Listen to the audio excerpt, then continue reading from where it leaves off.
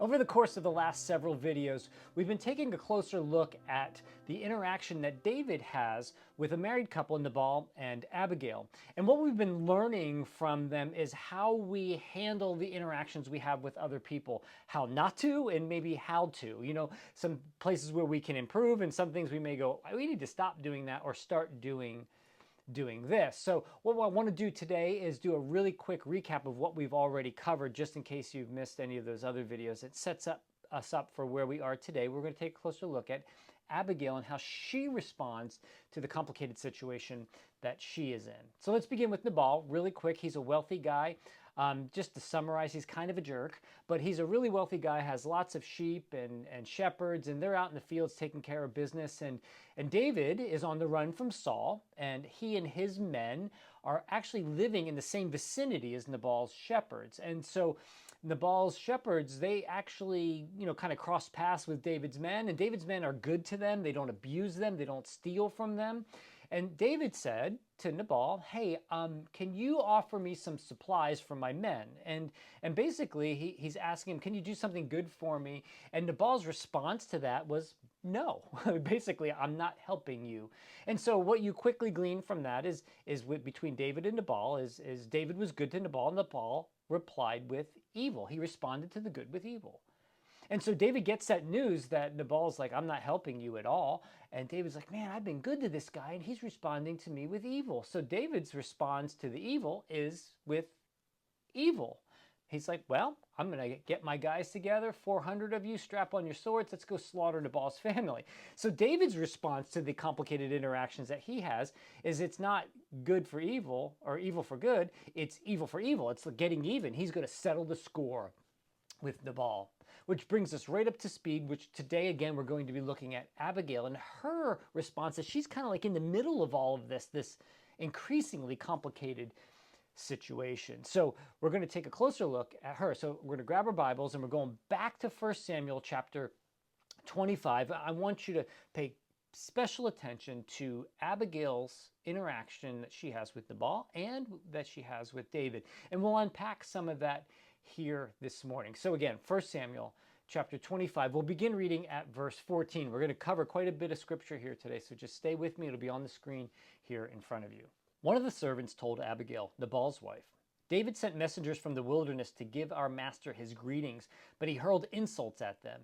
Yet these men were very good to us. They did not mistreat us, and the whole time we were out in the fields near them, nothing was missing. Night and day they were a wall around us, the whole time we were herding our sheep near them.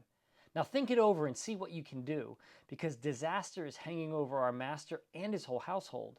He is such a wicked man, no one can talk to him.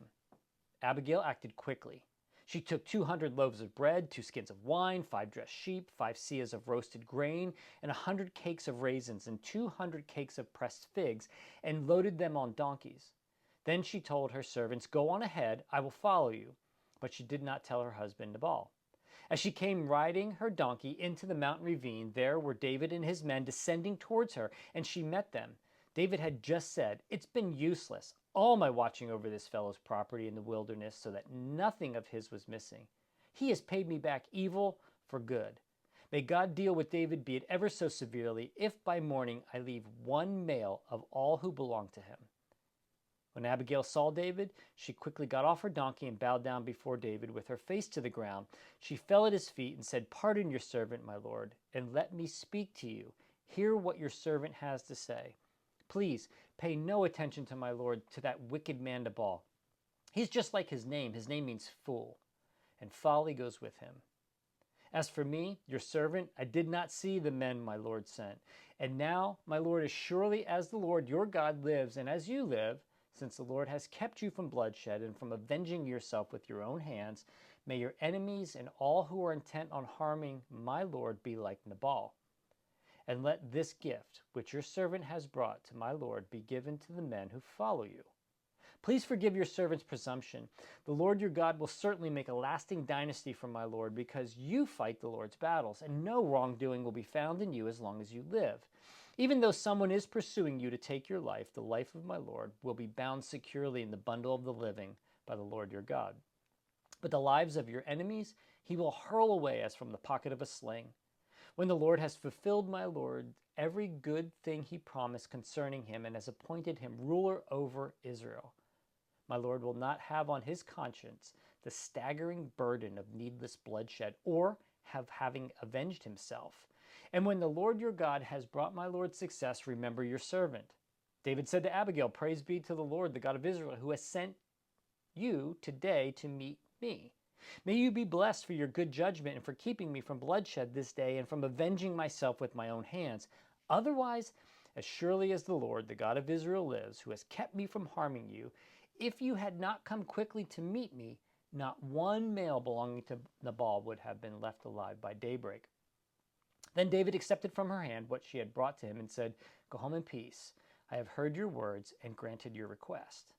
When Abigail went to Nabal, he was in the house holding a banquet like that of a king. He was high in spirits and very drunk. She told him nothing until daybreak. Then in the morning, when Nabal was sober, his wife told him all these things, and his heart failed him, and he became like a stone. About 10 days later, the Lord struck Nabal, and he died. When David heard that Nabal was dead, he said, Praise be the Lord, who has upheld my cause against Nabal for treating me with contempt.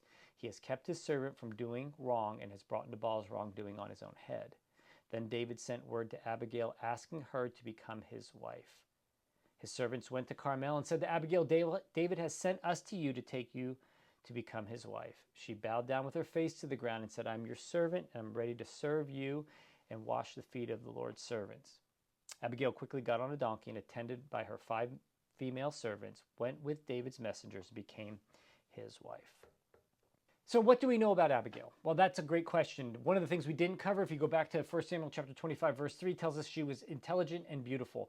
And those are things that you look for, obviously. In someone intelligent and beautiful, those are very good things. And it kind of reminds me of when I brought my wife home the first time to meet my parents, and my dad said, when she left, he goes, she's a keeper, like she's a brook trout. You know, like you don't throw that one back. In other words, he had way with words. But anyway, she's a keeper. Abigail's a keeper. That's the one you want to have around you.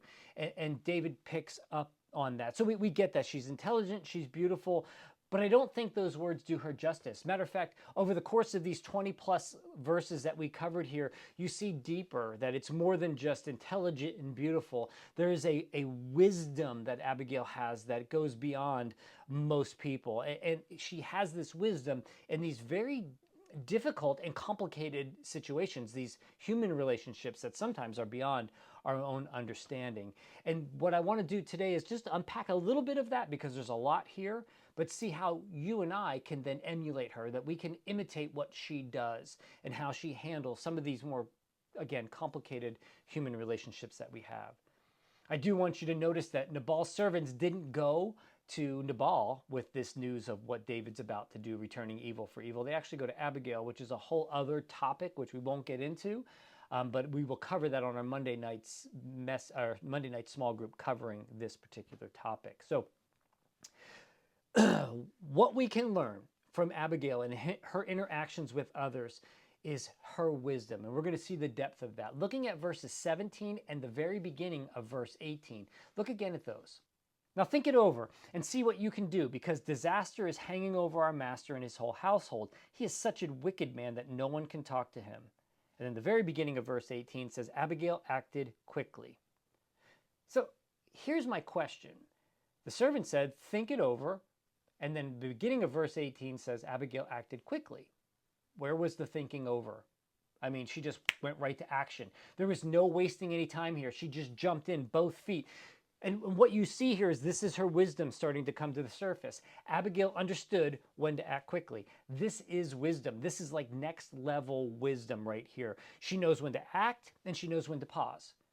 Now you might go, oh, wait a second. You're reading into that. Here's one example, and you now know all of that. Well, there's other examples of how she handles things, and she doesn't always act quickly. Because you could argue, well, she's just impulsive. Well, take a look at this. If you go all the way ahead to verse 36, and you see when she goes, meets David, talks David off a ledge, and she comes back to tell Nabal everything that's going on, pay attention to what happens here in verse 36. When Abigail went to Nabal, he was in the house holding a banquet like that of a king. He was in high spirits and very drunk. She told him nothing until daybreak. That was not impulsive. That was wisdom. She knew when to speak and when to act, and she knew when to pause, and she knew when to be silent. That is wisdom. And I'm sure there's times in your life you're like, wow, I wish I didn't say that, or I wish I didn't do that because it made things worse. Or likewise, you're like, wow, when I didn't say anything, it got worse. Or when I didn't act, it got worse. And so there's that, we don't always know what to do. That's why you need wisdom. And when we don't act in wisdom, things can get worse. They certainly would have gotten worse for Abigail, her family, and everything that's happening there. To know when to act quickly and when to pause. And that is the godly wisdom that Abigail demonstrates and possesses. Now, here's the good news, because you could look at that and go, wow, I wish that was me. I wish I had that back in situation, and think about something that's come into your mind right now. You're like, ooh, I wish I would have acted quickly or not acted quickly, but have the wisdom to do so. You can. Because listen to what James says about godly wisdom. This is James chapter 1, verse 5. If any of you lacks wisdom, you should ask God, who gives generously to all without finding fault, and it will be given to you. Wisdom for you and for me is simply asking God. And he gives it then. And then you know when to speak with the difficult coworker, when to confront, or when to maybe be quiet about a complicated family situation, or know when to pause and be quiet in a work situation, or what to do next when life is murky, like you're not sure what the future holds. Should I act? Should I not? Like, this is all godly wisdom. Abigail demonstrates that, and James tells us God gives that. And so you and I just have to ask according to James, and he'll give it to you. See, but there's the issue, asking. Because asking means you have to humble yourself and acknowledge that you don't know, and that you do need a wisdom higher than your own. James says, ask and it will be given to you. So that's the beginning of her wisdom. It actually gets larger, deeper, grander. Watch what happens. So we're going back to this wisdom in action.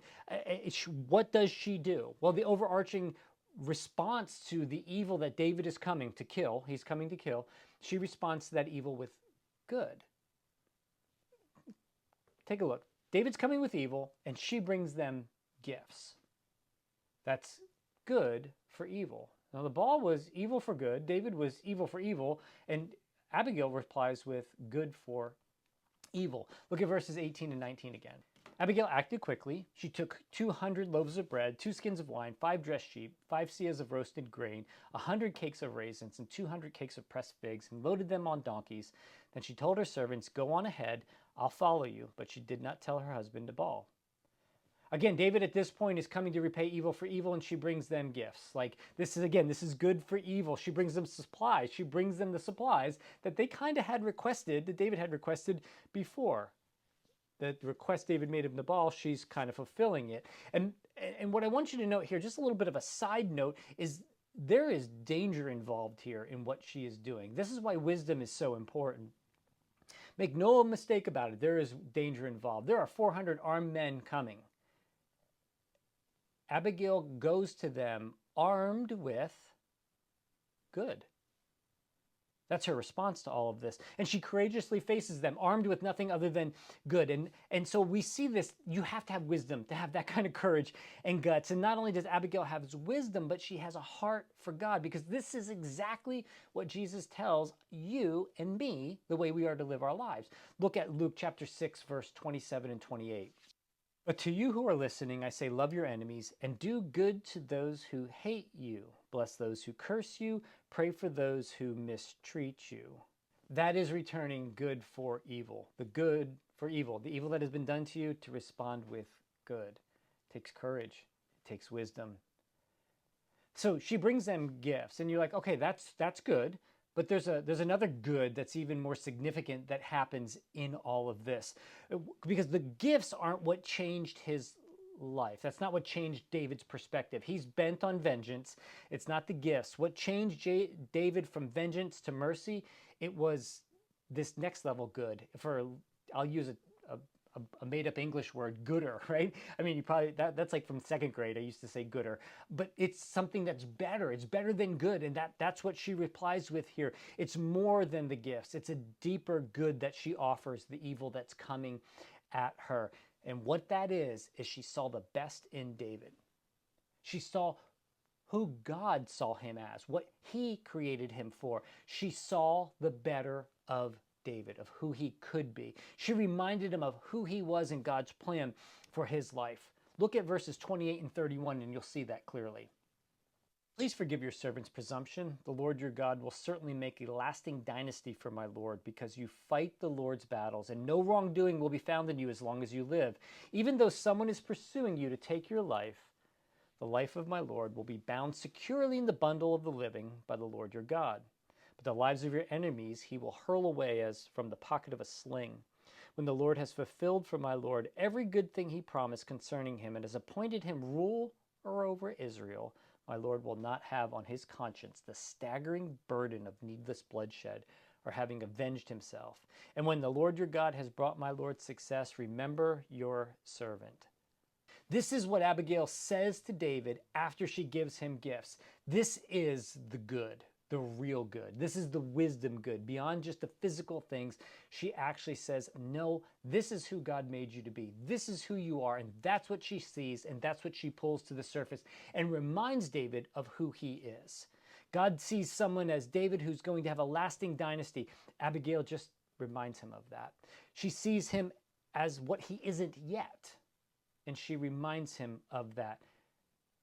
He's on the run from a murderous king, but yet he will be king. She sees him as the king. She sees him as God sees him. She sees past what is and as what will be. She sees him as the man he will be, not the one he is in this moment of rage, but who he can become and will become. That is wisdom, and that is courage, and that is love, because she'll tell him that.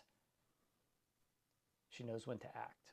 That's good while facing evil. And this is what makes David come to his senses. It's not so much the gifts. I mean, that's a great start. But it's when she says, this is who you are. Her words and her actions put David back on track. Take a look at verse 32 and 33. David said to Abigail, praise be the Lord, the God of Israel, who has sent you today to meet me. May you be blessed for your good judgment and for keeping me from bloodshed this day and from avenging myself with my own hands. That's his change of heart. That's where it comes from, right here in that moment. That's what flips him. Sure, the gifts are great, but he already made a request for that. This is where she takes it to the next level. And the words of Abigail are genuine. It's not like she's just blowing smoke at him so she can get what she wants and nobody gets slaughtered. It's far more than that. And how do I know her words are genuine? Because when David asks her to be his wife, she accepts. And you might say, well, she's got no place to go. But she's going with a guy who's on the run from someone who's trying to murder him. Like, it's not like it's necessarily a better situation. That's what she says yes to. And even a little bit later, she gets captured by the Amalekites and is like held hostage. Or it's just, it's not like it's, oh, hey, this life is going to be glorious now. She believes what she said. You will be king. And she follows him all the way through. So what was it about what Abigail said? She saw past the current situation that David was in. She saw the best of David, and she reminded him of that. She saw him how God sees him. And see, that's the real good for evil. Abigail did for David what Jesus did for Simon. Now, I realize that's a quick jump fast forward, but when Andrew, Simon's brother, brings him to meet Jesus, he's like, hey, you got to meet this dude. And he introduced him to Jesus. In John chapter 1, verse 42, this is what Jesus says to Simon. And pay very close attention. It sounds very similar to what Abigail says to David. And he brought him to Jesus. That's Andrew bringing Simon. Jesus looked at him and said, you are Simon, son of John. You will be called Cephas, which is translated as Peter. Look, Jesus looks at Simon and says, you are, but you will be. This is who you will be. He sees the best in him. He sees who he will be, not who he was in that moment. That's exactly what Abigail did for David. He saw him as God sees him. And Jesus is like, you're Simon, you will be Peter. Matter of fact, I'm going to build the church on you. He just takes it to a whole other level. Jesus sees in him who he will be. And we can do the same for those around us. This is the next level good. This is the, excuse it, but the gooder, right? This is the good that we can see and do for our children. Maybe when they even wrong you, this is the good that you can do for them. See the best of who they are. Or your friends that maybe wrong you, you can respond with good. Or your enemies are most certainly returning good for evil in every situation, is seeing the best in the person, seeing who they could be, seeing them as God sees them, and telling them about it. So who in your life right now doesn't have it all together? Who in your life right now might not be the most agreeable person to be around? Good for evil.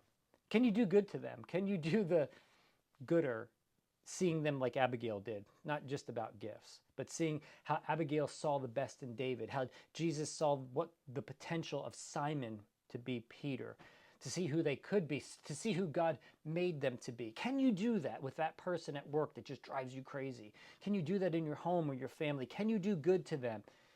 Because it may just surprise you that they'll live up to that expectation. David did. Simon did.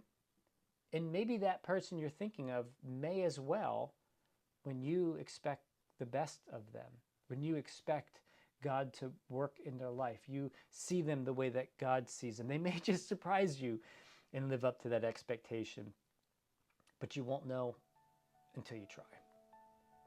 And this is wisdom. That's the good you can do for the person that may not be on the best road. That's the good you can do for the person that may not be the easiest person to be around, or even the one that has made your life difficult. This is truly returning good for evil. So, pray for wisdom. Let God pour it into your life, and then be the good to the evil that comes at you, and watch the world be transformed.